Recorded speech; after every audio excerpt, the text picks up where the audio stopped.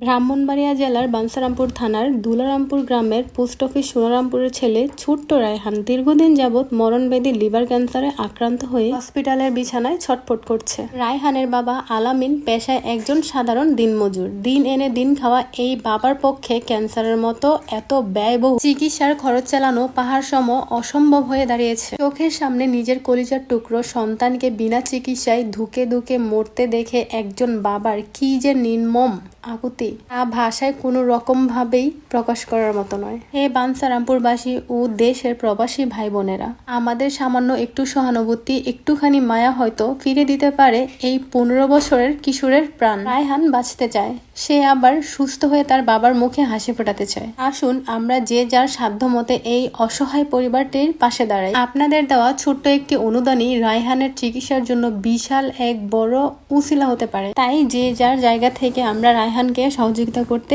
এগিয়ে আসব এবং আপনারা যারা আমাকে ভালোবাসেন তারা অবশ্যই রায়হানকে একটু হলেও হেল্প করবেন। আমি আমার কোনো ভিডিওতে বলি নাই ভিডিও শেয়ার করতে, বাট এই ভিডিওটা আমি বলবো যে আপনারা যারা আমাকে পছন্দ করেন তারা এই ভিডিওটা শেয়ার করে দেন, কারণ আপনাদের একটা শেয়ারেই হয়তোবা রায়হানের আর্থিক যে অবস্থা সেটা একটু ভালো হতে পারে, তার চিকিৎসা হতে পারে একটু ভালো, সে বাঁচতে পারে।